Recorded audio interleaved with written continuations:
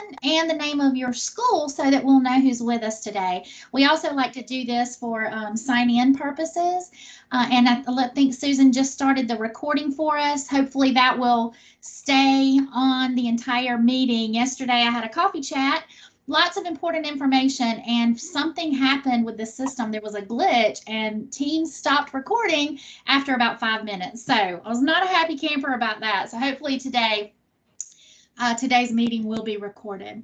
But we are excited to have you joining us. I also learned today that some of you, I noticed yesterday, many of our new school folks joined us for the coffee chat and the federal programs planning that was held yesterday. And I was so excited. I thought, wow, how are they getting this information? So I just found out that our new schools had already been added to our listserv to go out to all the administrators. So some of the information you hear today, you may have already heard yesterday.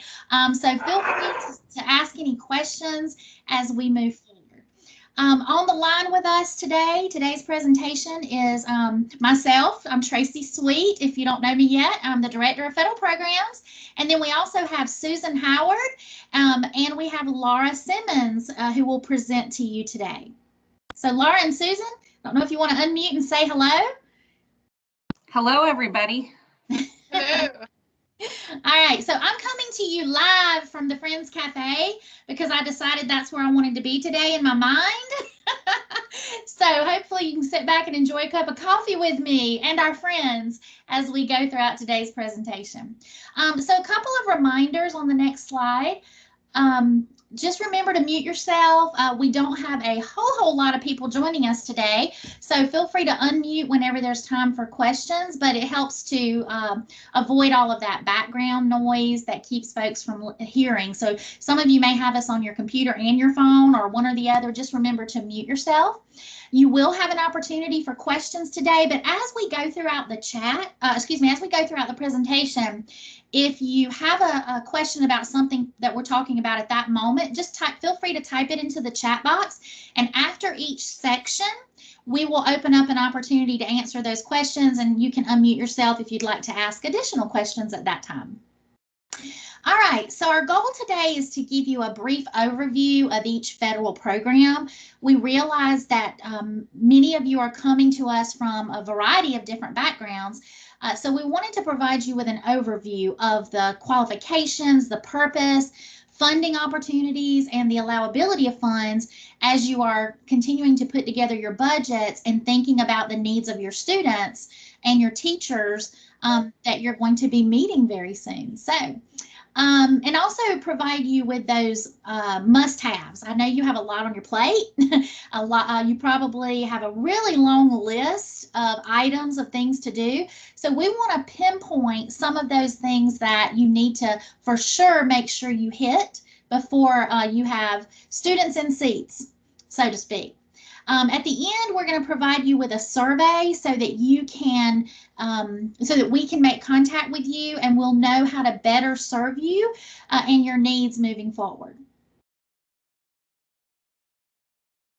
So on the agenda today, we've already welcomed you and we've introduced you to our staff members. We're going to talk about the purpose of each federal program, and then you'll see a list of all the different federal programs that we are going to share with you today. Title 1, 2, 3, 4, the COVID funding that you've heard about, ESSER 1, 2, and 3, and then of course IDEA, Section 504, and CTE. We've also provided a slide that has our contact information. We'll provide this for you again at the end of the presentation today, so that you will be able to contact us with any individual questions that you have. But as you can see there, Susan works with Title III, and that's our ESOL population, IDEA, Special Education, and Section 504. Laura Simmons also works with Special Education, IDEA, Section 504, but also works with the CTE grant. And then as the Director of Federal Programs, I work with Title 1, 2, 4, any of those COVID-related federal funds, McKinney-Vento, which is homelessness, foster care, and then any other federal grants that may be issued for school improvement like CSI or ATSI. So feel free to contact us at any time. So we're going to go ahead and jump into the purpose of the 4 major programs that we work with in terms of the title programs. I placed Title I and Title IV on the same slide together. And the reason I did that is because if you're eligible for Title I, you're also eligible for Title IV. So that's why I put those together. So Title I, many of you have heard about Title I, and that's the most common federal grant that you hear about, other than IDEA, of course. That's another huge one. But in the title world, that Title I is the biggest one, and it's also the one that we receive the most funding for. It's also one that has a lot of compliance around it. All of our federal grants have compliance, but there's more to it than just a bucket of money to meet the needs of your students. So lots of compliance. And if you qualify as a Title I school this year, we will be doing some individual one-on-one training with you to make sure you understand. So the purpose of Title I is really to be able to provide all of your students with a school-wide program to upgrade the instructional progress or the academic achievement of all your students, not just one particular population, but it gives you an opportunity to focus on some of your subgroups that may be struggling in an effort to upgrade the entire educational program. So Title IV is a little bit different. Title IV, while it encompasses some of the same allowability as Title I, it really focuses on 3 opportunities. One of those has to do with well-rounded students. So those would be things like foreign languages, all of those areas that you think about outside of your core academic program, music programs, agriculture, things like that. The second focus area of Title IV is around safe and healthy schools and students. And those would be things like professional development on how to deal with bullying, just all of those sorts of things, dealing with students who are needing additional resources. All of your SEL, social emotional learning, falls into this category. In the past year, we were able to hire at the district level a social emotional learning coach, Wendy Ward, and she has jumped in and really just done a fantastic job of providing opportunities for all of our schools and parents and community members around the social emotional learning aspect. And then the third area has to do with technology. So when you're looking at technology in Title IV, think more in terms of being able to provide professional development on how to use technology. Sometimes we see a lot of schools that are Title I purchasing a lot of technology, but then the technology ends up sitting in a closet somewhere because no one knows how to use it, or they're afraid to use it because they need that professional development to learn how to use it effectively with students. All right, so that's Title I and Title IV. Now let's jump into Title II and Title III. So Title II, you may be familiar with.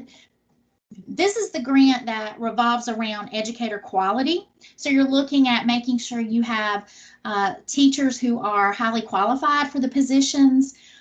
You're looking at professional development. You're looking at things like retention and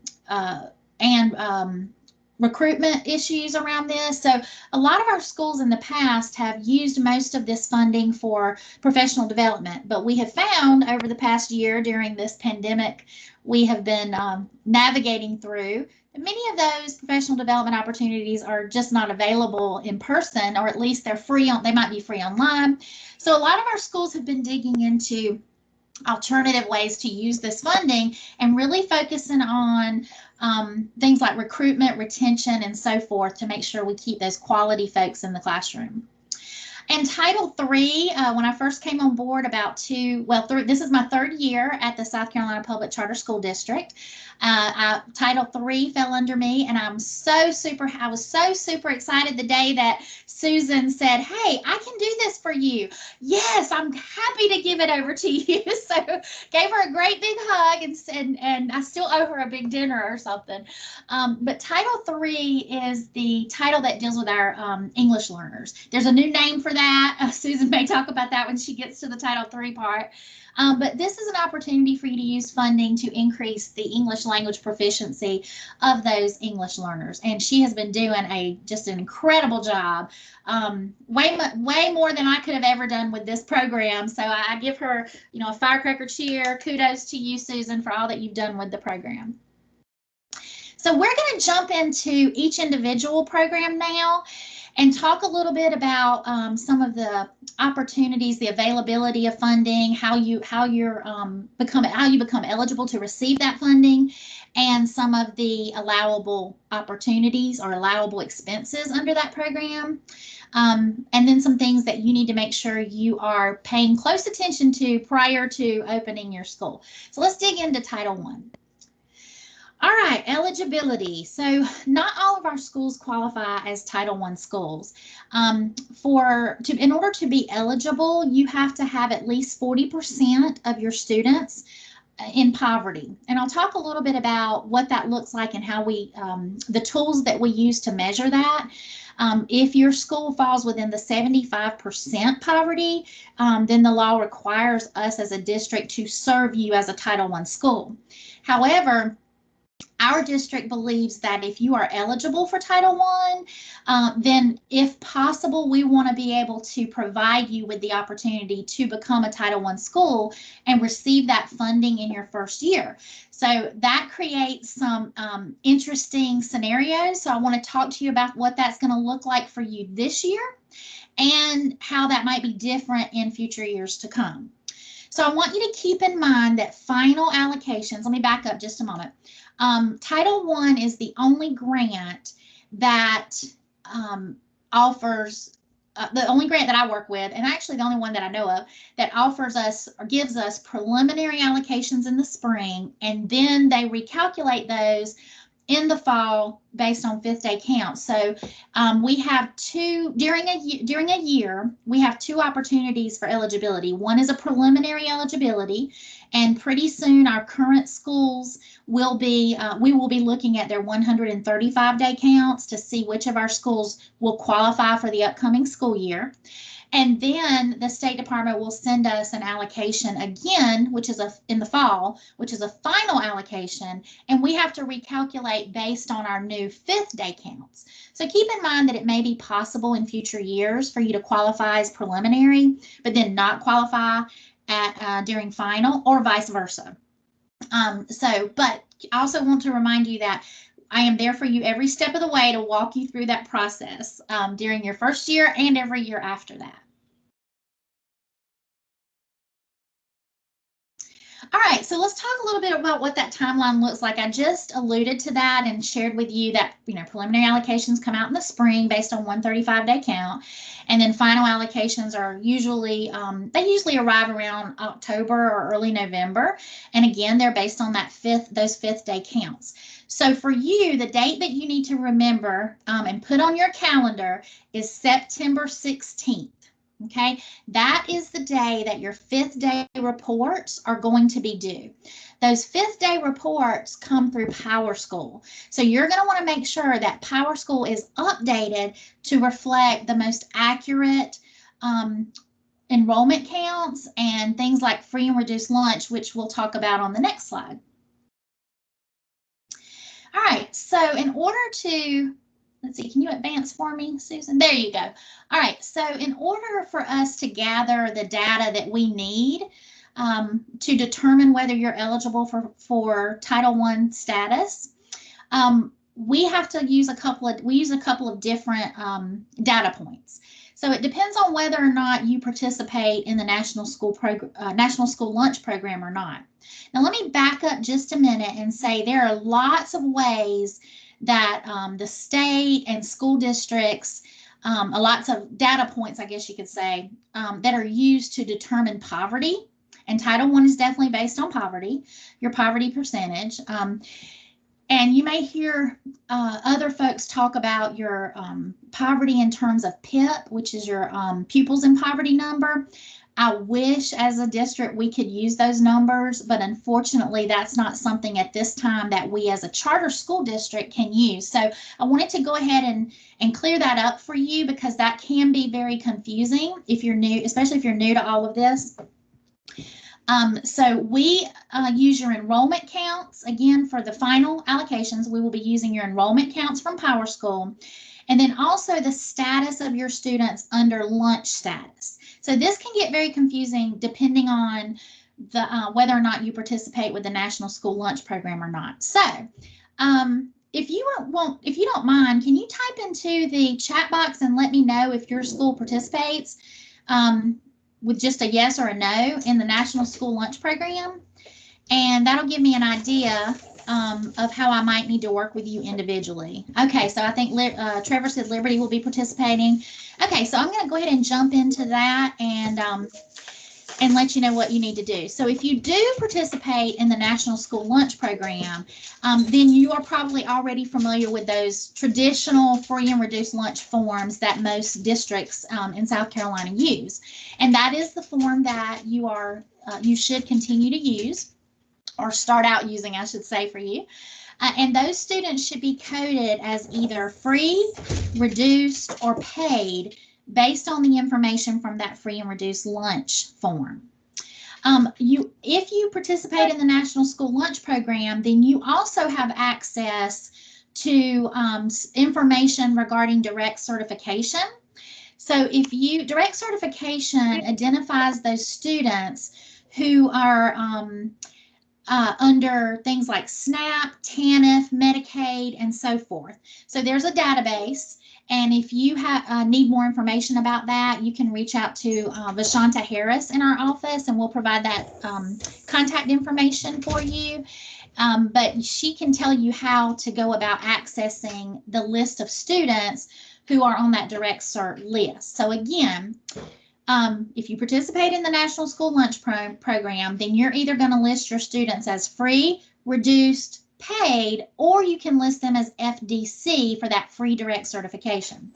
Keep in mind that you may have students on the free and the free direct cert list that did not complete a lunch form, and that's okay.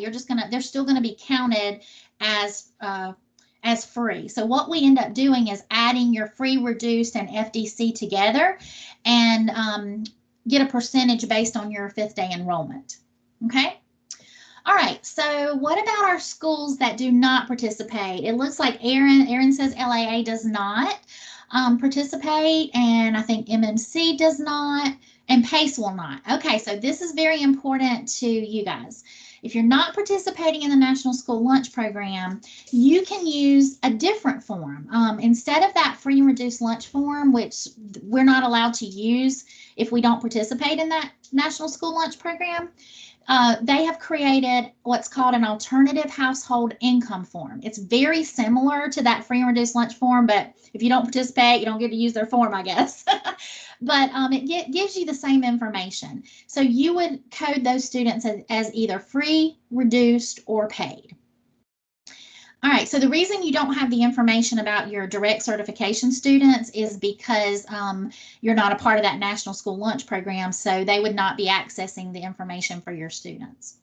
Now, there is another area that is identified. You may have heard of community eligibility provision.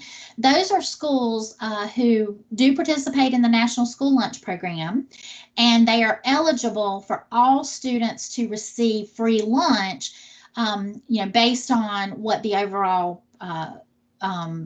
direct cert information gives you. So if, let's see, do we have anyone on the line who has already looked into CEP? It sounds like, I think, Trevor, it looks like you're the, oh no, CCA. We have a couple of schools that are participating in the National School Lunch Program. So are any of you participating as a CEP school? Trevor, you're a CEP school? Yes, okay. And Elizabeth said, maybe, we're not sure yet. Okay, So if you end up qualifying and you become a CEP school, then you can only code your students as either FDC or paid. So we've had some issues with schools in the past marking or coding everyone in PowerSchool as free, because technically, yes, they all receive free lunch. But that doesn't help us to get a poverty percentage. That's going to give us a 100% poverty for your school, which is not accurate, obviously. So if you are a CEP school, then you would get that direct cert list, and all the students who are on your direct cert list would be coded as FDC, and then all other students would be coded as paid. I know that sounds crazy because they really don't pay, but these are the State Department requirements. They should be coded as paid, even though all the students receive free lunch. So I'm going to pause right there for a moment because I think usually there are questions. Let me go through the chat and see what I've missed here. I think so far you've answered everything, Tracy. Okay, all right. I think someone did ask about the form, the free and reduced lunch form. Well, I was asking about the form that's needed for direct cert. Okay, so, and that's actually a process I can share. I've never done this process before myself because I'm not in a school, obviously, but I understand that it's a system that's in place, kind of like the Member Center. I don't know if you're familiar with the Member Center yet, but the State Department has a Member Center, and in that Member Center, your folks who are responsible for PowerSchool will upload a PowerSchool list of students, and somehow or another that will, I say spit out, but it will identify your students who are on the list for direct cert. So Vashanta Harris can give you more information about that and when that process takes place. If I remember correctly, I think the State Department moved to a monthly update so that schools could get that list on a monthly basis. We will get that information from your 5th day report. And that, remember that date of September 16th, because that's very, very important. When you certify that 5th day count, that's the information that we're going to use for eligibility, and we won't be able to go back and make changes to it because there just won't be an opportunity for us to do that. So be sure that your 5th day data is correct. Okay, so I think I've answered all of your questions. Okay, all right, so I am not going to spend a lot of time reading the slides because you're going to receive these, but I just wanted to give you an idea of some of the things you can be thinking about if you think you might qualify as a Title I school. So use of funds, you can see that use of funds include anything from increased learning time, like after school programs, any summer school programs, equipment and materials that you may need, school climate interventions, things like that. So you're looking at upgrading the entire educational program. So some misconceptions about Title I is that activities have to relate to ELA and only ELA and math, and that's not true. We'll talk a little bit about a needs assessment later, but when you look at the needs of your students, you'll want to identify all areas. And so we can include those types of things in Title I. The next slide is going to show you some more specific examples. Conducting a needs assessment. Those of you who joined me yesterday heard a little bit about needs assessments, an overview of needs assessments. You can actually use Title I funds to hire folks to come in and conduct those needs assessments for you if that's something you're interested in doing. So again, you can see the list there. You can do things like class size reduction for your teachers if you decide to, or excuse me, for your students. If you decide to do something like a class size reduction, be mindful of what is in your charter for the desired number of students in a classroom. That's what the state will look at in terms of deciding whether or not it's truly a class size reduction and you're not supplanting by using federal funds to pay for something or someone who is required. So whenever we think about any federal funds, we have to keep in mind the supplemental, not supplant rule, which means that if you have if there's something that is required of you to do on the state level, then you would not be able to use federal funds to pay for it. So in other words, when you're thinking about activities, think about it like this. In the absence of these federal funds, would I still do this activity? So like for a guidance counselor, in the absence of federal funds, would I still have to provide a guidance counselor? And so we'll dig into more of that when we really determine who's eligible for Title I and talk more specifically about some of these eligibilities, or excuse me, some of these allowable funds. All right, so now we're going to jump into Title II, which deals with high quality professional development. Let's see how I'm doing on my time here. All right, I'm doing good. So when we look at high quality professional development in Title II, the good news is that all schools receive Title II. Yay! It's not a lot of money, but every little bit helps, right? So it's based on your 135th day counts with your number of teachers. So you get a base allocation and then you get a per teacher allocation to equal your total allocation. So it's a little different than Title I. And on the next slide, you're going to see that there are a variety of uses around things like professional development. We talked about this a little bit earlier when I was talking about the purpose. So it's not just about professional development. And it is, it has a lot to do with looking at how you can provide opportunities for school leaders and teachers to also advance their own learning. So we have a lot of folks who take courses and they provide funding for teachers to get things like GT certification, or I have some school leaders who are taking additional courses to learn more about being an effective school leader. So again, professional development is the biggest part of it, but there are other aspects as well. This is something you may want to think about in terms of this upcoming school year. I saw that someone said, so no Title II money for new schools. Yes, you actually will, if you will receive Title II for the upcoming school year. So Title I, if you qualify, then you would receive Title I funding if you're eligible. For Title II, all schools receive Title II funding. So as a new school starting in the 21-22 school year, you're starting this fall, then you will receive a Title II allocation. So what we normally do is set aside funding at the district level for new schools. And then when you open and we look at your accounts, then we're able to actually provide you with an allocation, and then you can create activities to spend that funding. Okay, so on the next slide, you're going to see some additional areas and ways that you can use Title II funds. We talked about that, reducing class size. That's a big one. I don't see a lot of folks using Title II for that. I do see a lot of folks using Title I. So, okay. Now, before we jump into Title III with Susan, I want to see if you have any questions real quick. Elizabeth had the question at 122. Did you see that, Tracy? Oh, let me get back up. I'm looking. She says that question about FRPL form and will it be ready for next year? Oh, good question. And I'm not really sure yet. I haven't taken a look at their website yet to see if it is available. If you're participating, I think they normally send out emails to you to let you know when things like that are available, but I'm not 100% sure about that.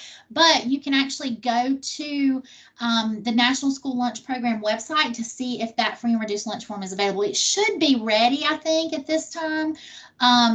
But you're right. It may not be until July. I'm not sure when that comes out.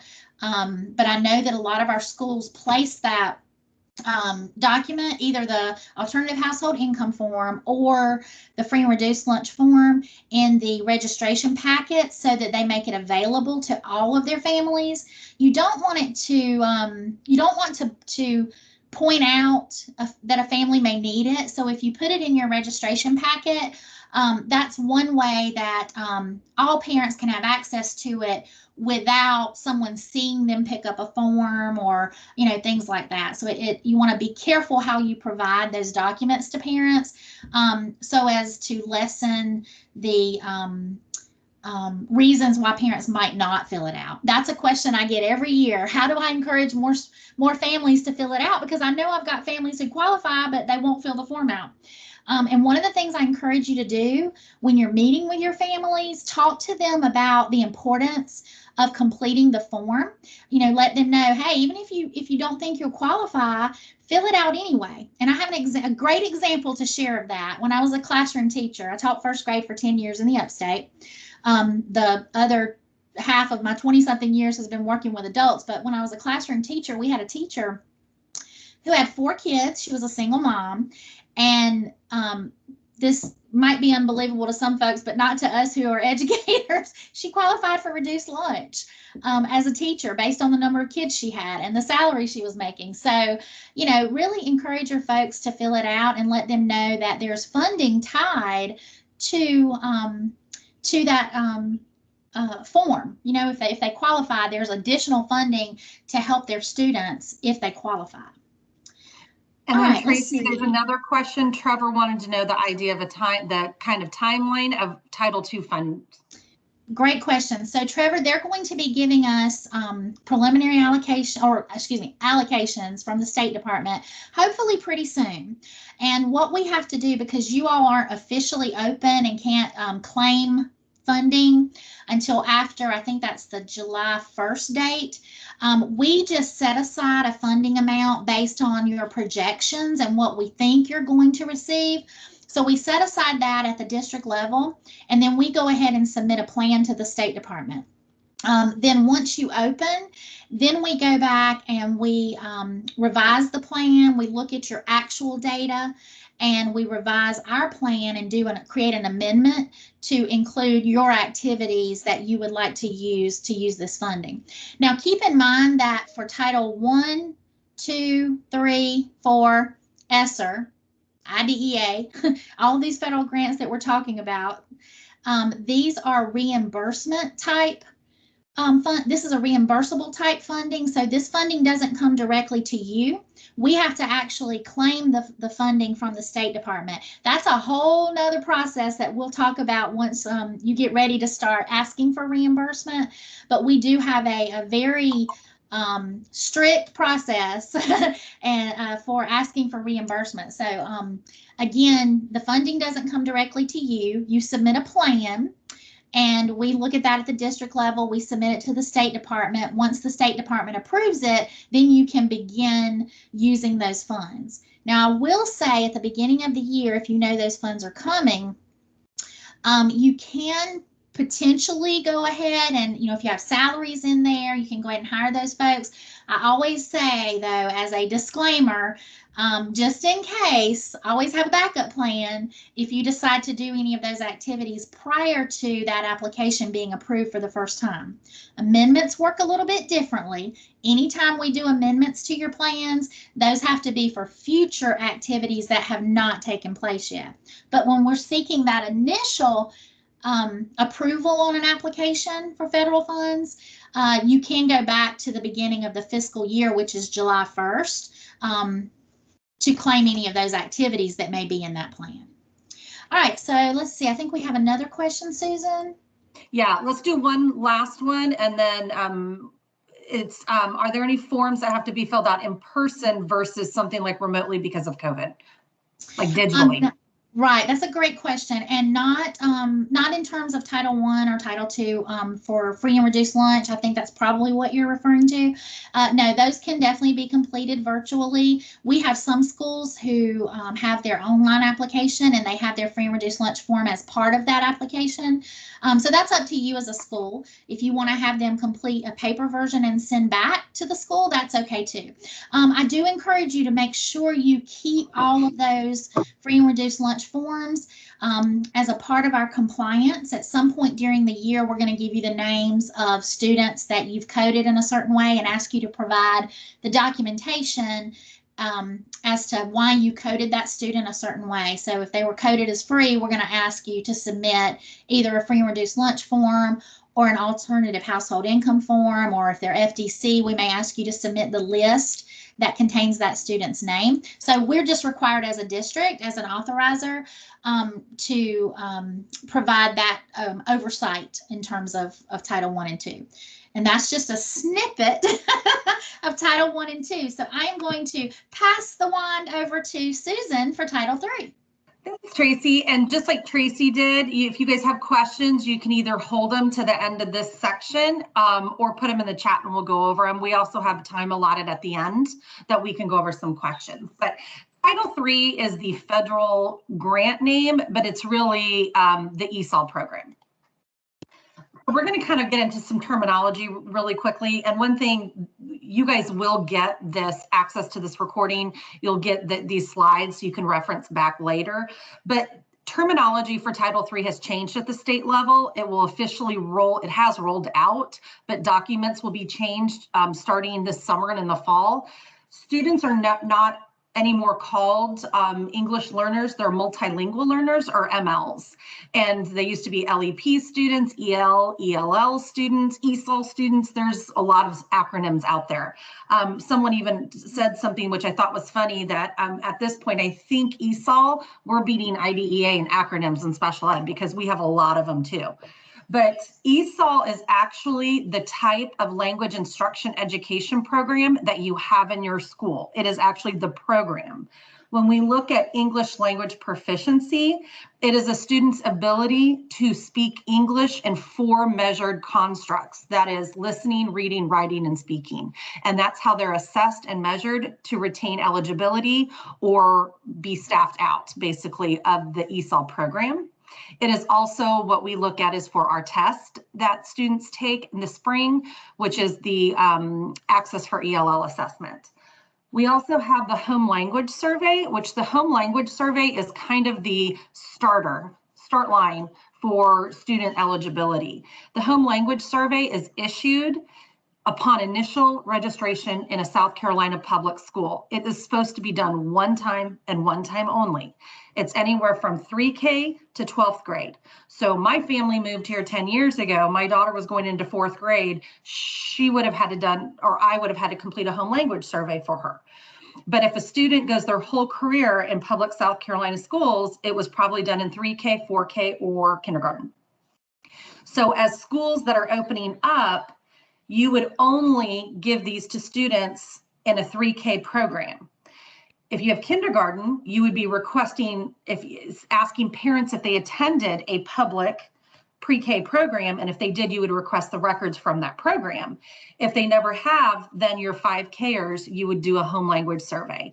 Anything first and up, you're going to be requesting records if they attended a public South Carolina school. And then the last one, there's a lot more, but just today, it's program service delivery model. And that refers to the type of program, your ESOL program, the services that those MLs directly receive or indirectly receive. So the areas of focus, Tracy has already gone over this, so I'm not going to go over it again in detail, but basically you're looking at number 1, which is giving access to a LEAP program or an ESOL program that has the capacity to increase English language proficiency for students. Now, not all of those students may be in an ESOL program. That's why we talk about a language instruction education program. You're going to have students who come into this country who are highly proficient in English, but maybe know 3 other languages. You're going to also have students who immigrate into this country from a native English speaking country, but maybe they need some parent engagement and some skills and supports to adjust to their new environment. So it looks like a lot of different things. It's just not our typical MLs that qualify. The other area is looking at teacher professional development. And the final area is parent, family, and community engagement, because this is one of the programs, and there's a few others, but really looks at the family in general and how that progress for English language acquisition is not just about the student, it's about the parents also. So Title III funding. Funding is based off of the 180-day count from the previous academic year. Students are coded in PowerSchool when they are given an English language proficiency score or a limited English proficiency score, an LEP, and those scores, and we have a chart from the State Department exactly how you code them. It's either a 1 through 11. And you code the student, it then jumps up the next year. If as a student kind of, passes grades and is placed in upper grades. Those limited proficiency scores will indicate if a child is eligible for funding. We will get those numbers in the summer and our allocation. Every school, regardless if a school, because we do have a small handful of schools currently in our portfolio that do not have any active MLs in their school. They are still expected to have some sort of elite program to be able to establish furthering English language acquisition.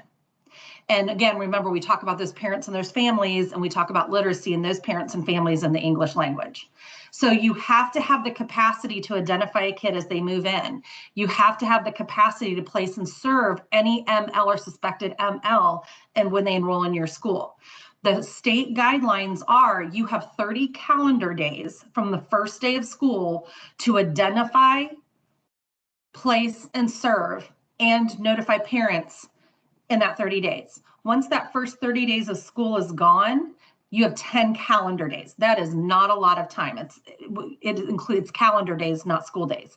So you really have to know what you're doing, and it's hard to make those timelines if you don't have a solid language instruction education program already established. I cannot tell you exactly how much a new school will get next year. A lot of it depends on the allocation we're given to this by the State Department, but what I can tell you is trends. So just like Tracy was talking about the Title II, Title III operates on a base. Every school gets an X amount of money because every school, regardless of the number of MLs, is expected to have this LEAP program. Then from there, based on MLs coded in PowerSchool on the 180th day, students get additional funding per ML. The last 2 years, the base allocation for every school was $1,000. Then schools got more based on the number of MLs coded in PowerSchool from the previous year. So newly opening schools will get nothing but the base for the upcoming year. The Title III use of funds is based on those 3 areas we had talked about earlier and Tracy had referenced. When you look at teacher professional development for increasing language acquisition, you look at curriculum supports and school structures for increasing English language acquisition, and then you also look at family, parent, community engagement. That's what it's isolated to. In there on the screen is some of the allowable activities. So you can look at supplies and materials that includes instructional tools, curriculum. You can look at intervention in some capacities. You can look at anything that would be supplemental to increasing English language acquisition. Also, outreach for parent, family, community, parent literacy, family literacy, parent engagement. All of those are areas that we need to look at. Non-allowable activities under Title III are translation services. That is something that is expected, that is a parent's right, and it is would be supplanting if we use Title III funds. I also typically, this year I had given out approved allowable expenditures in the past to give some guidance. And I know some of the newly opening schools, you guys were given some allocations that we're waiting on approval right now, where you had some guidance also of some allowable expenditures. Okay, so there's really, I kind of, Laura laughs at me because I look at Title III or the ESOL program. It's very similar in mandates and requirements in the sense of identification, placement, and service regarding special education. Now, how you do it is very different, but the mandates are clear. So when we look at identification, there's the home language surveys, which we talked about. We look at screeners, and all of this is things you need to be aware of, but you don't need to know right now, and I'll help guide you and support you as your schools start to open. There's parent waiver, parent notification, parent communication, and PowerSchool coding. All of that stuff is the basis of your school's funding, program, and monitoring and compliance. Programming, there are plans for students. They have ILAPs for individual learning acquisition plans. They have to be done by a team.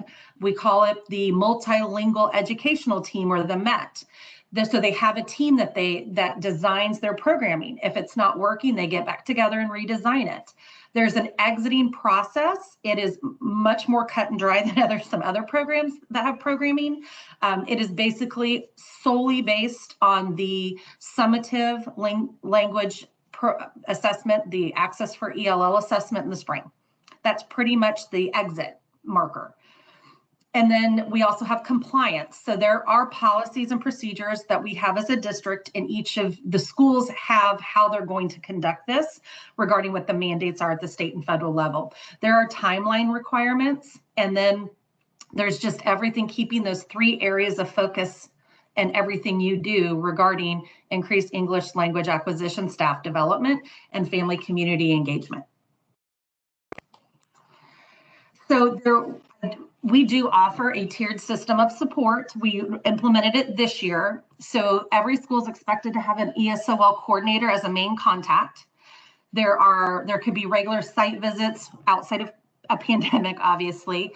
Ongoing support. There's a capacity and growth index that is aligned with our tiered support, and that marks into your SPF regarding MLs. It's either met or not met. I do monthly webinars that's aligned with State Department communication, best practices of a LEAP program. There's a Title III website. I have every other week I put out a newsletter that has communication so I can reduce the amount of emails going around. And I have monthly calls right now with every school. Next year it's going to look a little different since this tiered system of support was new this year. And then pretty much approach everything as how can I help make your program effective for your students in your school? And so we just collaborate a lot together and build capacity. These are a lot of things that are under the umbrella of a LEAP program. It's everything that consists of it, and it is a lot. I think a lot of people underestimate the requirements of Title III, but there are clear mandates and monitoring by the State Department. And the last thing is there is a great website, and I say that because I put a lot of work into it, but there's a ESOL website. Hey Laura, can you copy and paste this in the chat box, this link? And then you guys can have this later, but if you could click on this link, Tracy has one also, and then we have one for IDEA Section 504, but it just asks like 3 basic questions of what else do you need, so we can follow up with you directly on what your needs may or may not be. But you can either click on it now, or you can wait till this whole thing is done, and you can think about it a little bit. But that is a very short little survey, and then these links to these surveys will also be at the end of this presentation. Do you have any questions regarding Title III?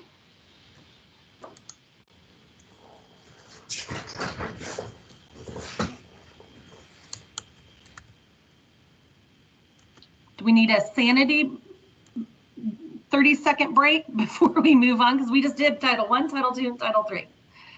Is everyone still with us?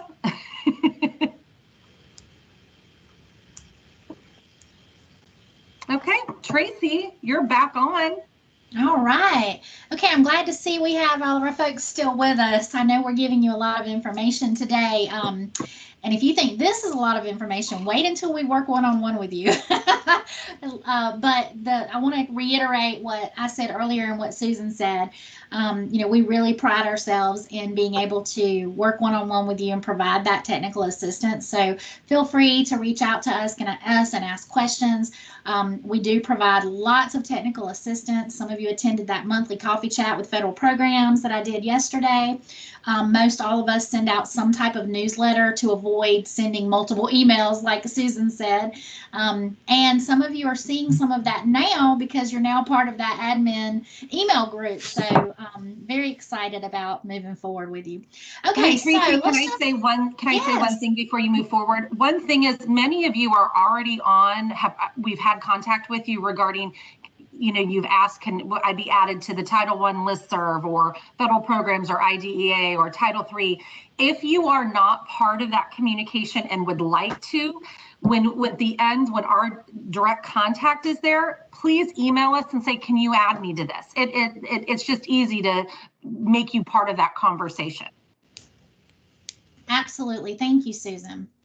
Okay, let's go ahead and jump into Title IV, which, if you remember from our purpose slide, has to do with those three different categories that we talked about regarding well-rounded, safe and healthy schools, and then technology. So again, if you are a Title I school, then you will receive, that's supposed to say Title IV. I see a typo there.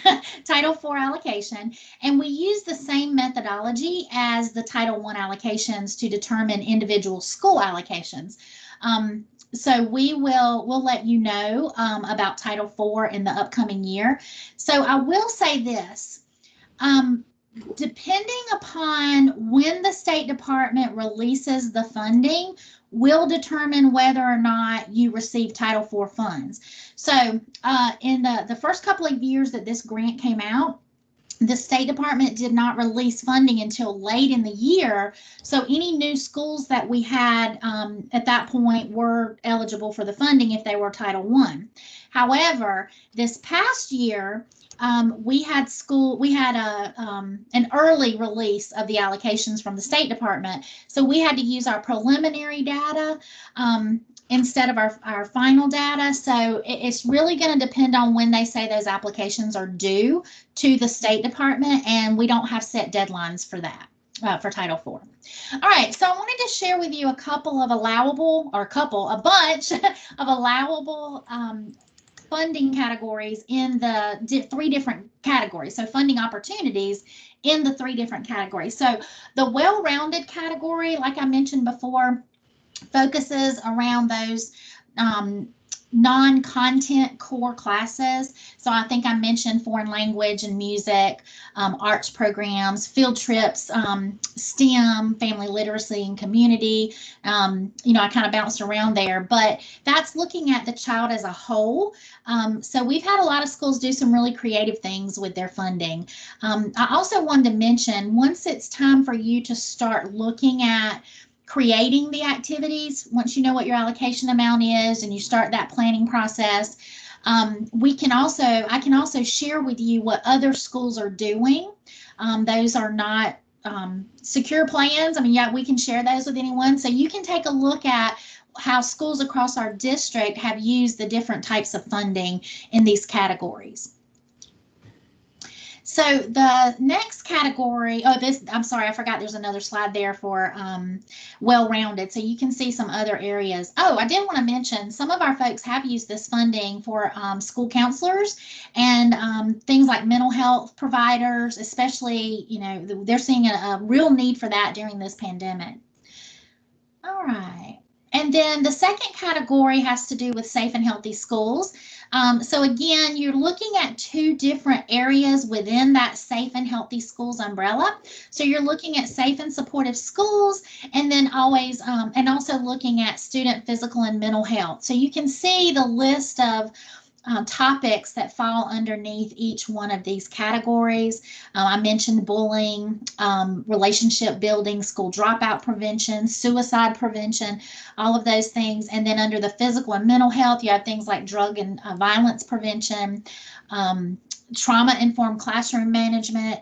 So if you're needing ideas, we have, I think I mentioned Wendy Ward earlier in our presentation. She's our social emotional learning coach, and she's really super awesome at helping you to look at the needs under these categories and help locate best practices and activities that have shown through research to be most effective. And then the last category that you'll see under Title IV has to do with technology. So just to give you an idea of the spending, what is normally required, not in a non-pandemic year, normally schools are required to spend 20% of their funds in the well-rounded section category, 20% in safe and healthy schools, and then the remainder can be spent on technology. No more than 15% of those funds can be used for actual technology. If you'll remember earlier when we were talking about the purpose of each grant, technology, when you think about Title IV, think about using it for professional development on how to operate the technology or how to effectively use technology in the classroom. But you can also purchase actual equipment like Chromebooks and iPads or, whatever you need. But there is a spending limit on it.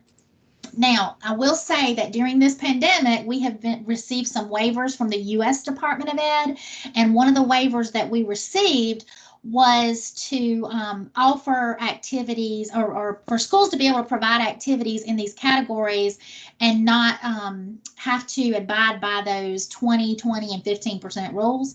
So that has been beneficial to our schools who were in need of things like technology for students during distance learning and so forth.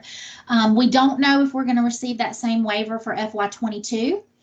We just have to wait and see. So you can, if you receive this funding, plan now that you have to spend 20% in well-rounded, 20% in safe and healthy, and then the remainder could be spent on technology. Okay. All right, so what questions do you have about Title IV? Title IV is pretty quick. And I see who is our SEL coach. Okay, so our SEL coach is Wendy Ward. And Susan, would you mind typing in her name and email? I did. Form? Okay. You beat me to the punch. I gave a shout out to Wendy, and Wendy's actually on this call. Oh, hey, Wendy. Do you want? I don't know if you're able to say hello. Hey, ladies. Can you hear me? Yes. We've been singing your praises. I hear that. If I could show my face at the moment, I would, but I am tied up. But I just wanted to let everyone on the call know you are more than welcome to reach out to me. I'm happy to support your individual schools and needs. Thank you, Wendy. If you go to our website, our federal programs website, and look at last month's newsletter, we featured Wendy in our newsletter, so you can see more information about Wendy there as well. And Wendy, right, so Trevor already says Liberty STEAM wants to connect with you. So yes. Okay, and I think Trevor had another question. When do we get that money, and how is it calculated? All right. So again, if you go back up just a few slides. I think I have a slide in there that the first slide maybe with Title II. I'll get it out in a minute. Title IV, too many titles. Okay, so Trevor, again, Title IV is calculated using that same methodology that we use for Title I. So we use the percentages of what you receive for Title I. So in other words, if you're above that 40% threshold of eligibility for Title I, then you would also be eligible for Title IV. And again, this funding is reimbursable, which means it does not go actually directly to the schools. Schools would have to submit for reimbursement after you have an approved activity. Now, the timeline for Title IV is a little up in the air. The South Carolina Department of Ed has specific deadlines for Title I and Title IV Title I and Title II applications, but they don't have that for Title IV. So it really will depend on how soon the State Department releases allocations to us as to whether or not you would receive that funding. Again, it may be that if they, let's say they released it today, then new schools would not be included in that. If they release it after, later in the year, after we have already calculated fifth day counts, you guys are open and running, then we can look at being able to include you in that process. So Title IV, a little up in the air. It's our newest federal grant outside of the COVID funding. So it's been operating for about 3 or 4 years now. So I think they're still working out some of the kinks at the State Department and having those deadlines. All right, so one more question, Tracy. Lori Lee wants to know, if you receive Title I, do you get Title IV automatically? If you qualify as a Title I school, then you qualify as a Title IV school. But and that's during once you've been with the school for a while. But as I just mentioned, depending on when the State Department releases those allocations will depend on whether or not you guys as new schools receive that if you qualify. So in other words, if they release the funding now, they give us the allocations, we would use our 135-day counts to determine eligibility, which you guys are obviously don't have 135-day counts. If that allocation is released later in this year, closer to that 5th day count, then you may be eligible for it based on those 5th day counts. Does that make sense? I know that can be confusing. And then Trevor wants to know if you have any leftover money for Title IV for the new schools. No, they will not allow me to use any leftover money from Title IV. I wish I could because I really, really wish I could because we may have additional funding left over, but unfortunately, because our new schools are not technically, I'm not sure of the right terminology there. You're not officially open until that July 1st date. I have checked with finance actually, because that was a question I had. Hey, when do our new schools officially become our schools so that we can look at some using some of this additional funding to help them? And unfortunately, we don't have that right now. I'm not saying that's not a possibility in the future for us to look into, but right now, since you didn't qualify as a Title I school already, we can't give you the Title IV funding. Okay. And then Lori Lee wants to know, can we get Title IV if we are not Title I? No. No, you cannot get Title I. And there's for sake of time, I'll try to summarize that. There were, I think, 4 different categories of ways in which districts can choose to allocate the funding. And the only one that was applicable to us as a charter school district was the one that had to do with poverty. So that's why we are using the same methodology that we use for Title I, using the poverty percentage to determine eligibility.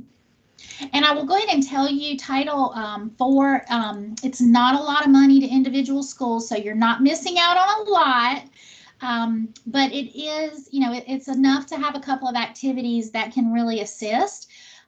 So the good thing is that a lot of these allowable activities or allowable funding sources, you're now going to be able to fund with ESSER funding. So I'm going to get into ESSER funding a little bit later. So then you won't be so sad that you might not get Title IV funding, because it's a lot more money. So we'll get there in a few minutes. All right, do we have time for any other questions? Susan, how we doing? No, we need to move on. Okay, I do want to, if you don't mind me mentioning one thing, I think Emily Paul, hey Emily, I didn't know you were on the call with us. Thanks for joining us today. She said this is how to upload pre-opening conditions, but the directions work the same for any kind of submission, including federal program reimbursements. So I think someone was asking about uploading an Epicenter and becoming an expert very quickly on Epicenter. Yes, you will become an expert very quickly, and we'll help guide you through that process. And Trevor said, I did a great job. Oh, I'm glad that I did a great job of helping you to submit. All right. We'll do some more of that with you with all of our schools as well.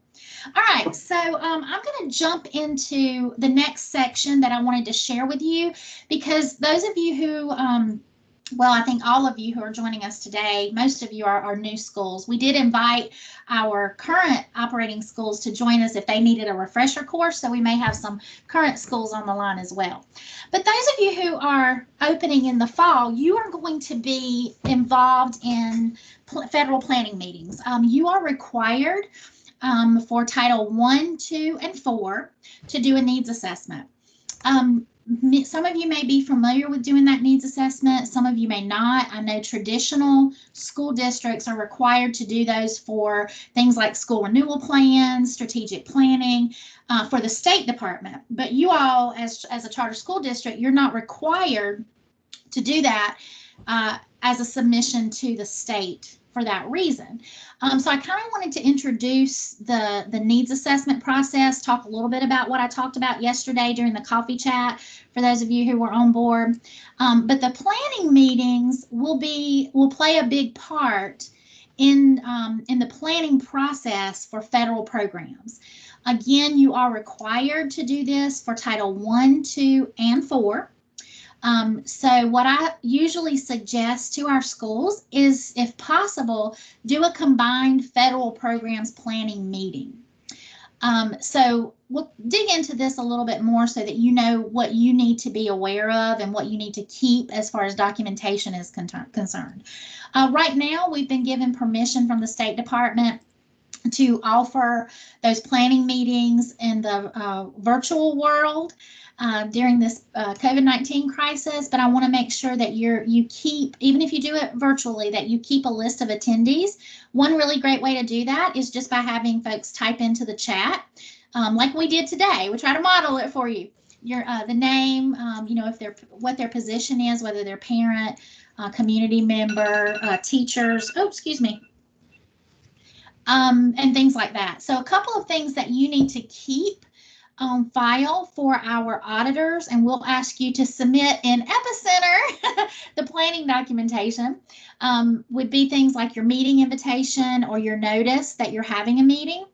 Keep in mind that when you're doing these federal program meetings, this is usually a smaller group of people. This might not necessarily be your entire school. This may be a select group of people that you invite to participate. One of the things I always suggest to schools at the beginning of the year is when you send out surveys or parent and family engagement opportunities, that you ask if they would like to be involved in planning with federal programs. So then it gives you a nice list of people to choose from who want to be a part of this committee. So your planning meetings really consist of a committee of folks, your stakeholders like parents, teachers, community members, your administrator, obviously, any other folks in your building need to be a part of the process, like your, you know, your coaches, and so forth. So anyway, when you send out that invitation, you have to keep it to show that you have given them an opportunity to to attend. You also have to show the documentation that you've given an opportunity for all parents to have input.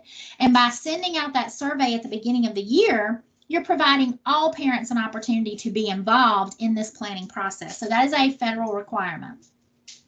So you want to keep documentation of that. Again, you also want to keep your sign-in sheets if it's in person. If it's not, then keep documentation showing who attended.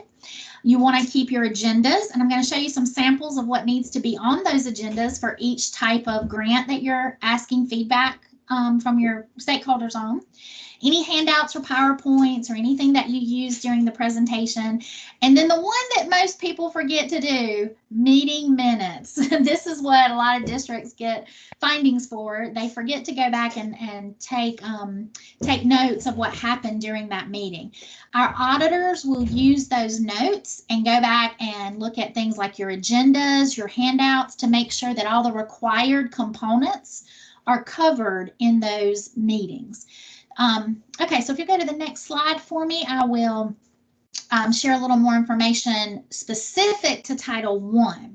So if you are a Title I school, which you don't know if you're eligible yet or not, but if you are, there are two types of meetings that you have to have each year. Schools get really confused between these two different types of meetings, so I'd like for you to know up front what to expect and what to be prepared for. So one would be the planning meeting that usually takes place in the spring. So our schools, our current operating schools, are working on that process right now. They're scheduling, inviting parents to participate in the committee, in the planning meetings, so that they can get input from those parents, so that they can use the information to help them plan, use that feedback. Because again, the federal law requires that parents have input, or they're given an opportunity to have input into this planning for how to use these federal funds. The second type of meeting is normally held in the fall, and you only have to do this meeting if you're a Title I school. Now, it's not a bad idea to do it with the other types of programs either, but it's required under Title I. So that's called your annual Title I meeting, and that's usually held at the beginning of the school year or sometime in the fall. This is open to all parents and families and stakeholders to take part in, and most of our schools hold this in conjunction with some other type of parenting event, because let's face it, parents won't come out just to hear you talk about Title I. So a lot of our schools will combine that meeting with the open house, or their first parent and family engagement night, SEL nights, or some other opportunity where parents want to come, and then you kind of throw all this information in. But this is where you are sharing all the information with the parents about what it means to be a Title I school.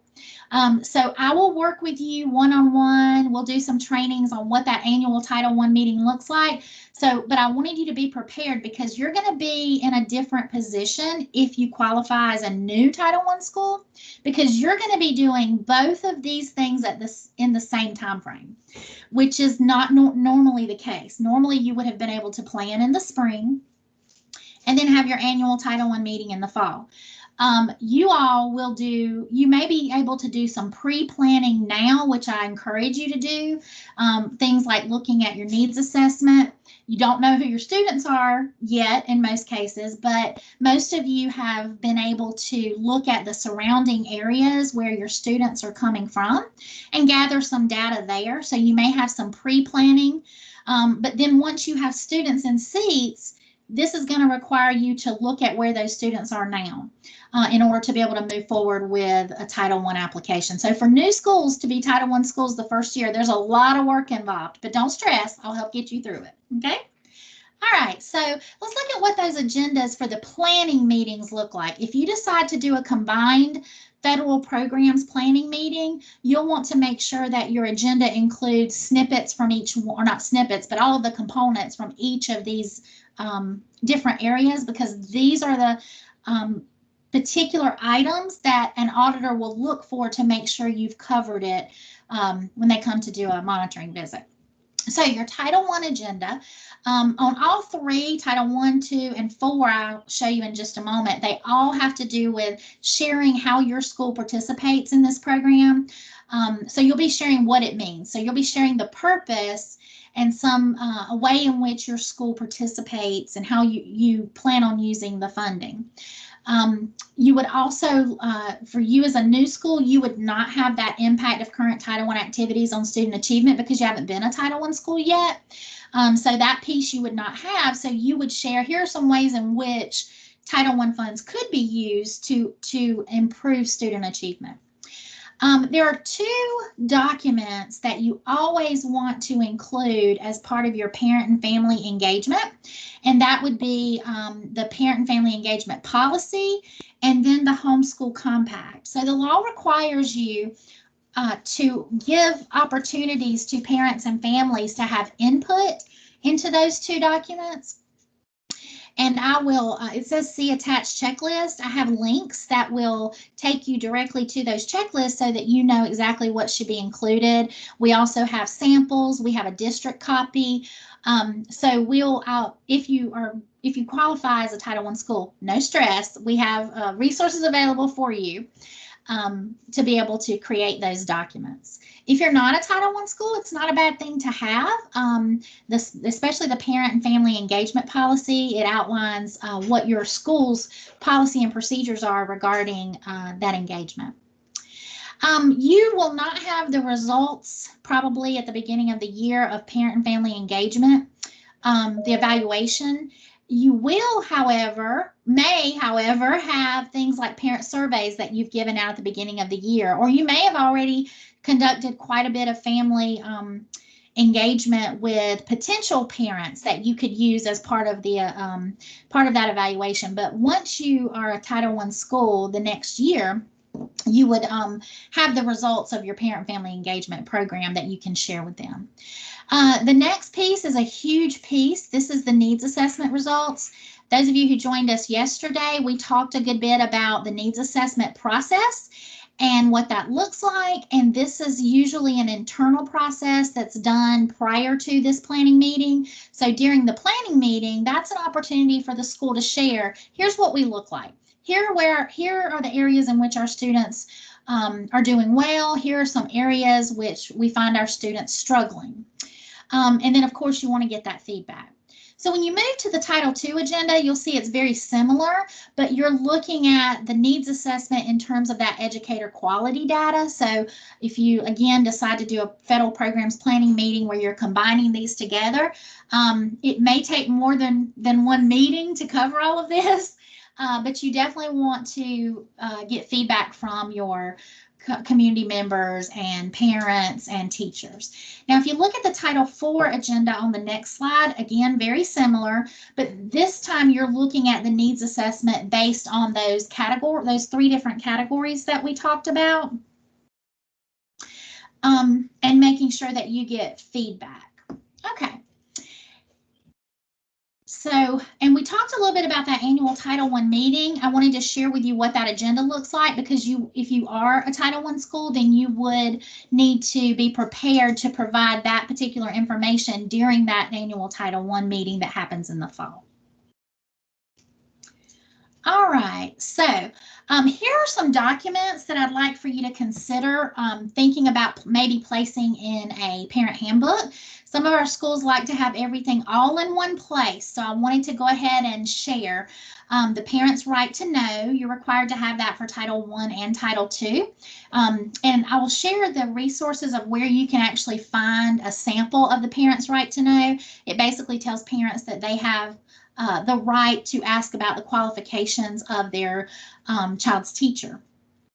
You also are required to have a procedure for processing parent suggestions, and that's basically just a statement saying, you know, here, if you have suggestions or complaints, here's how you go about making those. This is the email of the person you can send it to. We will respond in a timely manner by responding within 24 hours, something like that. So it's just a simple statement. If you're a Title I school, then you would be, you might want to have that homeschool compact and that parent-family engagement policy. They don't have to be a part of your handbook, but a lot of our schools choose to put it in the handbook as a way to make sure that parents receive it. And again, once you receive these slides, you'll be able to access samples and those checklists. All right, any questions about planning meetings before we jump into the next section?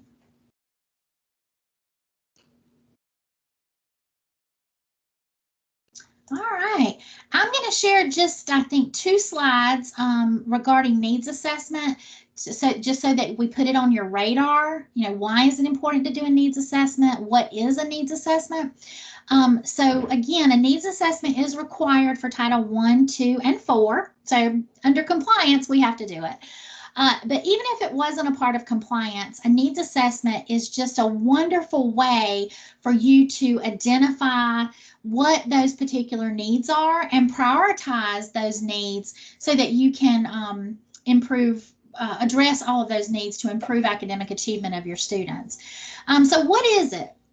If you've never been through a needs assessment process before, it is first and foremost a process. And it's a process that can really help you, as I said, identify those specific challenges and then be able to move forward. Okay, so if you'll move on to the next slide.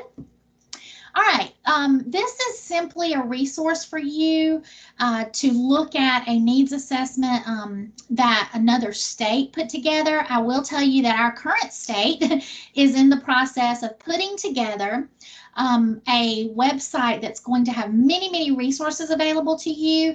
So I don't know what that needs assessment process is going to look like at the state level yet, but I do know that they are in the process of getting that website ready for you. But here's a resource that if you decide to go ahead and get ready to do that, it gives you a nice little template to show you all the different areas that you should be focusing on. All right, so I'm gonna, if you'll skip forward one more. All right, we're gonna stop right there for a moment and see if you have any questions related to what I've talked about so far before we jump into COVID-related funding. Susan, I don't think we have any updates in the chat box yet, do we? Nope, no questions, no additional ones. Awesome. All right, well, let me take a breath to talk about ESSER 2 and ESSER 3. So you all, as new schools, were not involved in the ESSER 1 funding, but I will give you an overview. If you go to the next slide, Susan, I have a nice little picture there. I loved the way John Payne, our Deputy Superintendent of the State Department, Deputy Superintendent, I think that's his title. Anyway, he referred to the 3 different ESSER funding categories as from Star Wars. So we had ESSER 1 that was given to us back in the spring of 2020, and he referred to that as New Hope. ESSER 2 arrived in September of 2020, and he referred to that as ESSER Strikes Back. And then, of course, we now have new information that ESSER 3 is coming down the pipe, and that was released in February. And so we now have the return of ESSER. So New Hope, ESSER Strikes Back, and then the return of ESSER.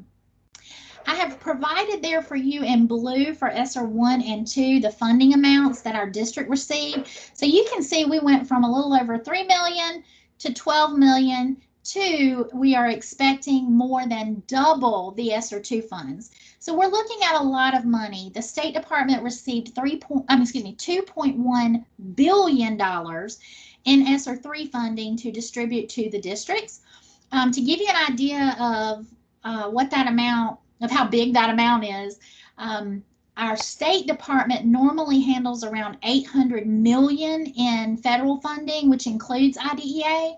So when you look at $2.1 billion, that's a lot of money that we're looking at in the future. So that's good news. So if you weren't getting that little, if you don't think you're going to get that little pot of Title IV, don't be upset, because we have ESSER funding that will help you get through this pandemic.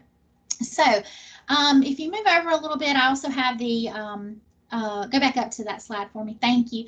You also see who authorized, which act was passed to authorize that particular ESSER funding and when the expiration dates are. So new schools, we did fight for you to receive that ESSER 2 funding because we said, look, we've got new schools opening during a pandemic. They need it too. And the State Department agreed.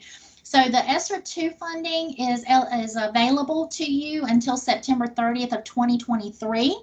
It has 15 categories. The original ESSER 1 plan had 12 categories. ESSER 2 added 3 new categories that focused on learning loss and facility repairs.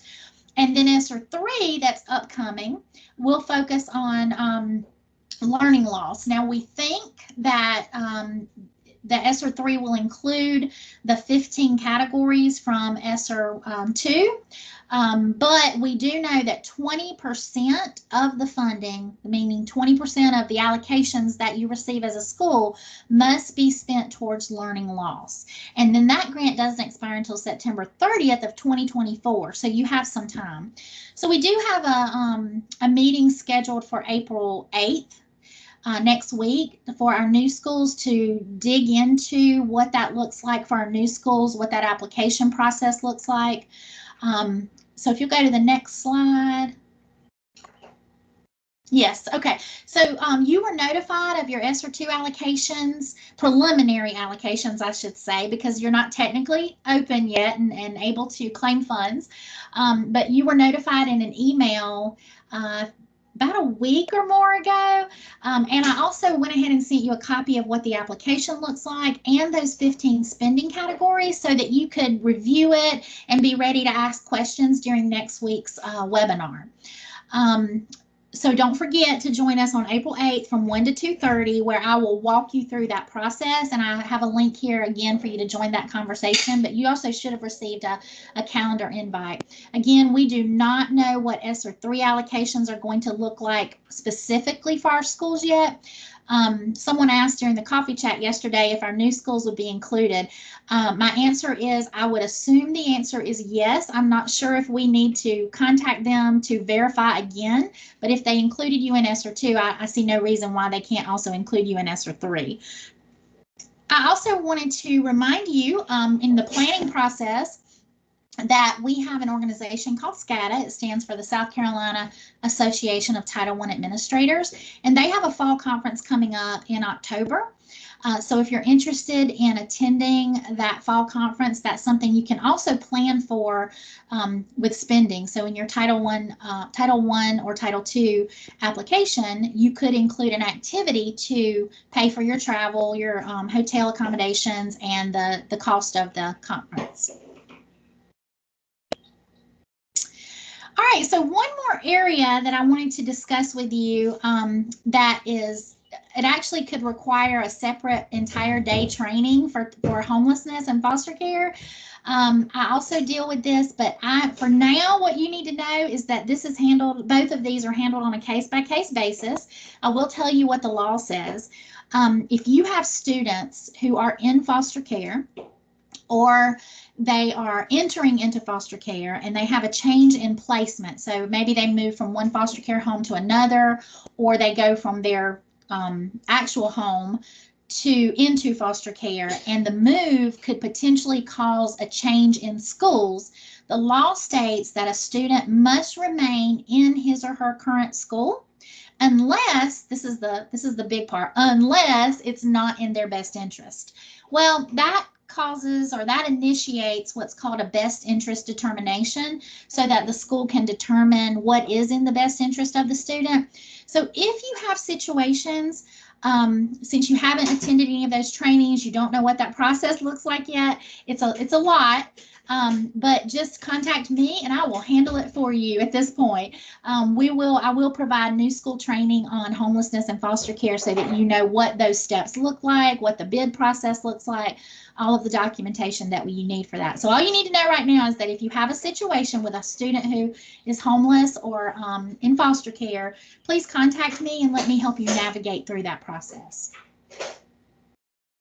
All right, what questions do you have for me? Comments? Celebrations, excitements? Nothing new is in the chat box. I feel like the teacher from Ferris Bueller's Day Off. Anyone? Anyone? All right, so what's next on our agenda? The resources that I mentioned are available here, so we will send those to you for review. And there's my contact information. So if you need to contact me, please feel free to give me a call or send me an email, and I am happy to get back in touch with you and help walk you through any processes or questions that you still have. And now it's time to jump into IDEA. So I know you thought that was the end of our presentation since my contact information was up there. Just kidding. We're still trudging along. All right. Take it away, Susan. Actually, it's me that's going to do it. So we're going to give Tracy a little break here and let her rest her voice for just a bit. This won't take very long. This is just a quick overview. As we mentioned before, both Susan and I share the Director of Special Ed role. So we do split the schools across the district. And for our new schools, here is how we split them. What that means is that one of us is just your direct contact. Now, that doesn't mean that we both don't know what's happening in the schools. We do, so don't play the mom and dad game. It doesn't usually work very well. So we always keep each other informed of what's happening. And then if I'm out, Susan covers. And if Susan's out, I cover. We try not to be out at the same time for that very reason. We do have a support service website that has a ton of additional information that you are welcome to go to. So really, this is just our LEA mandates. So we are responsible that all deadlines are met, our IEPs are compliant, that you're providing FAPE to our students with disabilities. We have financial responsibilities. And then, of course, we're also responsible for data reporting. So state and federal, PowerSchool, and Enrich. We report everything. Schools report everything to us in the district, and we as a district report to the state. So you as a school never have to submit any special ed or IDEA reports to the State Department. That's done through Susan and I. So for us, as an authorizer, our focus is to build capacity at your levels. We really do a lot of training. We have a tiered support system through our capacity and growth index. We use that tool to internally monitor our schools for compliance. This may include school visits, although we haven't really done school visits much in the last, I feel like 5 years, but I know it's only been like a year and a half. We do miss seeing everybody and seeing kids. We have weekly and monthly calls. We do monthly webinars. In fact, we have one right after this. So we have our April webinar planned here in just a few minutes. If anyone wants to join, you're welcome. Yeah, we can send you the link. Susan can put the link in the chat box there if you'd like to join our monthly webinar. And that is for our special ed coordinators in the buildings.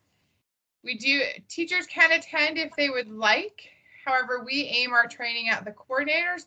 They are always recorded and posted on our support site, so schools can feel free to share with anybody that they want. We do hold face-to-face trainings, although they've been virtual this year, with our school-based coordinators at least twice a year. So what is your role? What should be in your school? So your best practice is that you have an individual assigned as the special ed coordinator. That individual is going to serve as that liaison between the school and Susan and I. The coordinator should develop system structures and supports. Those are our 3 S's we live by. I think we need to get t-shirts made on that. So that it is not based upon the individual in the position. What you don't want to have happen is an individual take the position, everything is reliant upon that one person, and if that person leaves, everything falls apart. Unfortunately, we've seen that happen a few times in some of our schools. So we really push developing those system structures and supports so anybody that comes in can just jump right into that role. You really want to develop an internal school level of oversight. We at the district do help oversee and monitor, but again, at the schools, it's your responsibility to make sure that teachers are staying in compliance. IEP meetings are being held when they're due. Reevaluation, students transferring in or getting their services. Each coordinator should review the IEPs and ensure that all deadlines are met. And then the coordinator should attend any district trainings and hold trainings themselves for staff. Susan and I do sometimes help and support our coordinators. We don't typically run the trainings. We're just there as support to answer any questions and to really help your individuals. And then the last thing is never be afraid to ask us questions. We will answer anything you want to know, anything and everything you want to know in special ed. And it's always better to ask too much than not enough. We don't get upset when you call or text or email questions. We're happy to answer anything that you would like. So this really is just the balance between the school and the district in terms of our LEA mandates, and then also withholding, keeping your autonomy in mind. I'm not going to read it because it's just a picture. So really, again, this just goes to how we support that balance. We have those monthly webinars. We use a standardized professional development survey, which you've seen some of this come through in this training. We do high quality communication. We do frequent checks for needs and clarity. And then of course our support site is like our, for lack of a better word, epicenter. You like that? Like how I tied that in? Our epicenter of information. And we put everything and anything on there. So let's talk a little bit about IDA funding. Everybody's going to get IDA funding, even you all as new schools in your first year. So what we do initially is we estimate what we believe your population is going to be. So we figure initially about 10%. You will then get an estimated allocation for IDA. After your 5-day count, your IDA numbers may change or funding may change based on your actual number of students who have enrolled. So since we don't know who's going to enroll, because IDA funding is based upon the previous year's child count. So our funding for FY22 is based upon our child count from 21. Obviously, as new schools, you didn't have a child count. So we base it on an estimate of about 10% of the population. No, it's not different, Melissa, for AECs. We still assume about 10%. And then once we get your actual 5-day count, we'll collect it and we get your actual numbers, then that information can change. So typically the allocation tends to go up. Okay, so what can you use these funds for? So they can be used for staff salaries and benefits.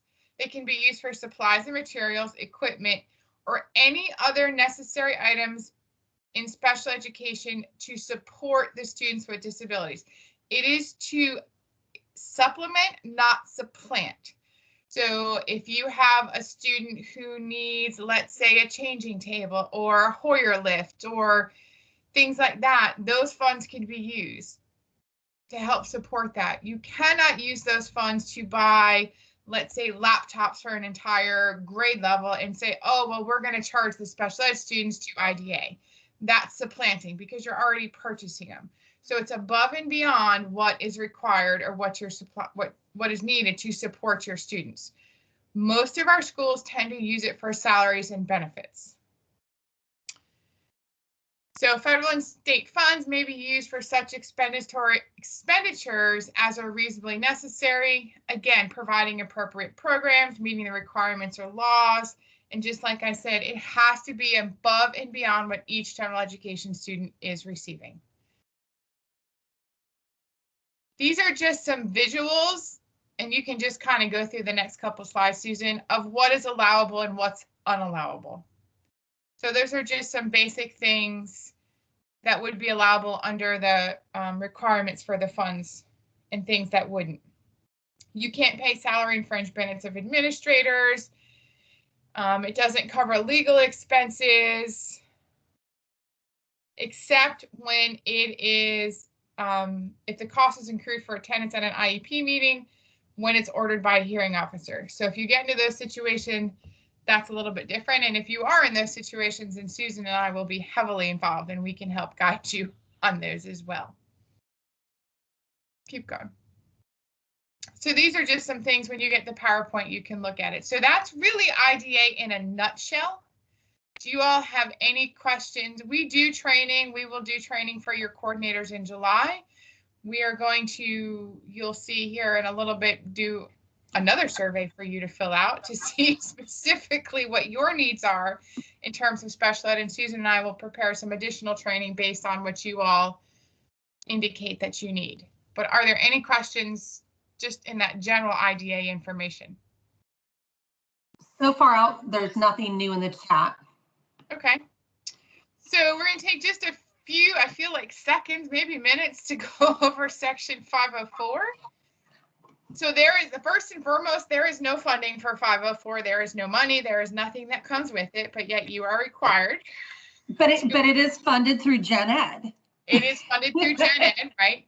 504 is a general ed initiative. It is technically not a special education initiative. However, Susan and I do oversee 504s because we always default to IDEA laws and regulations for 504s. If that makes sense. There is no department in the State Department of Education that oversees 504s. It is overseen by OCR, or the Office of Civil Rights. So really it is, we, just like IDA, we are obligated and we have to provide a free and appropriate public education.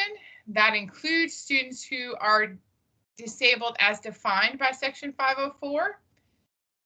So they will have either a physical or mental impairment that limits one or more major life functions or activities, has a record of that impairment, and is regarded as having that impairment. So we also do additional 504 training as well, because there are so many different factors. There's mitigating factors. There's so many different things that go into consideration for a 504 plan.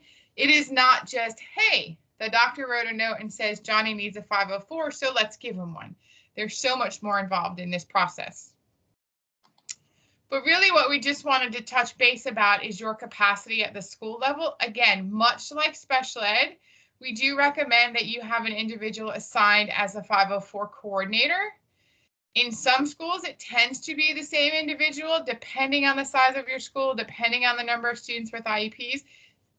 I'm going to be honest, this can be very overwhelming to have your special education coordinator also be your 504 coordinator.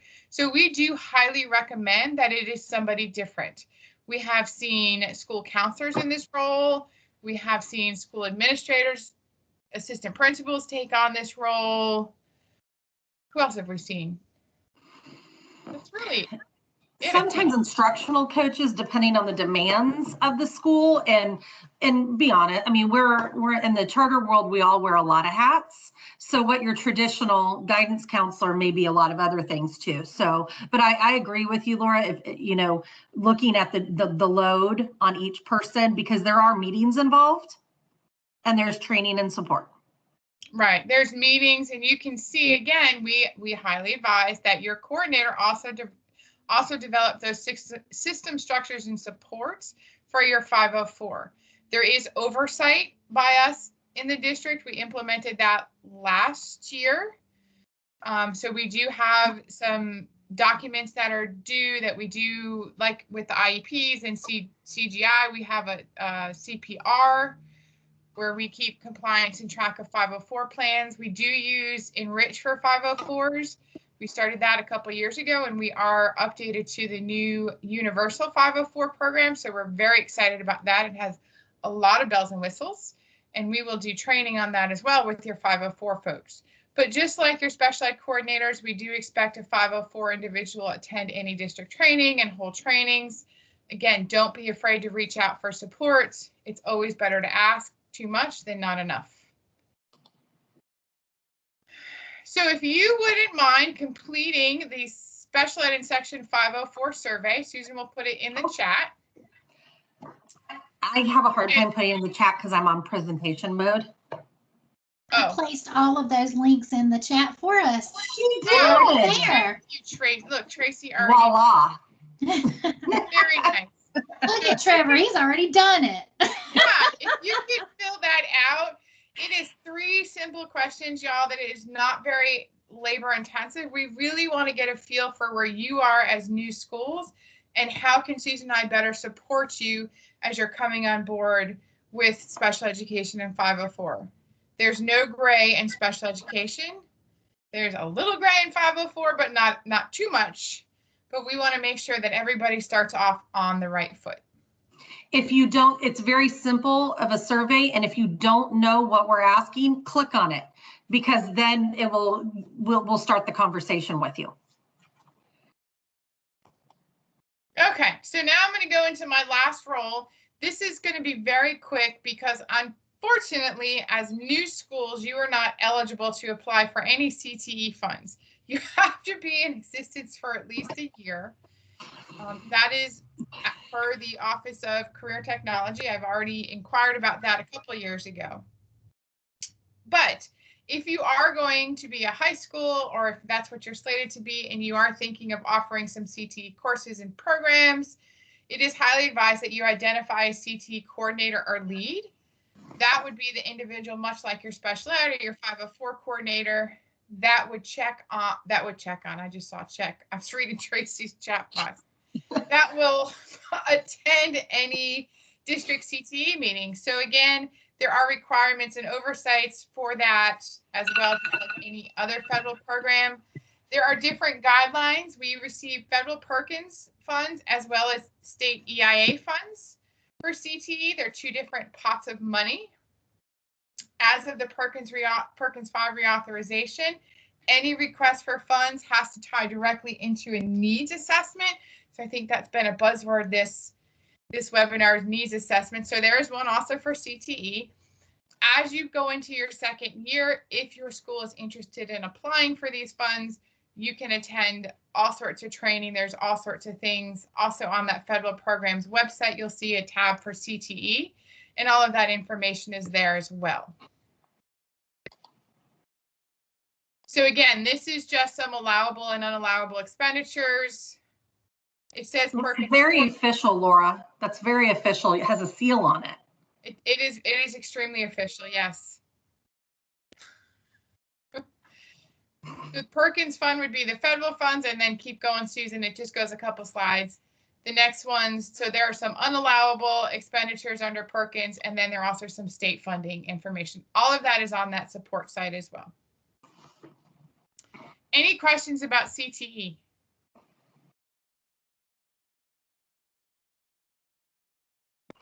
Laura, did you say anything about grade levels that can access and what those parameters are? For CTE? Yes. Oh, no, I didn't. So CTE can go all the way down to middle school. So elementary, you wouldn't be, if you're just in elementary school, you wouldn't be, you couldn't apply for any CTE funds, but it can start from middle school all the way through 12th grade. So here is our contact information again. And then it looks like there are the survey links again at the end here for you to complete. And then I believe we are done and can be open for questions. I will leave you guys. Should we leave the screen on, or do you want to stop sharing so we can see faces if we want to?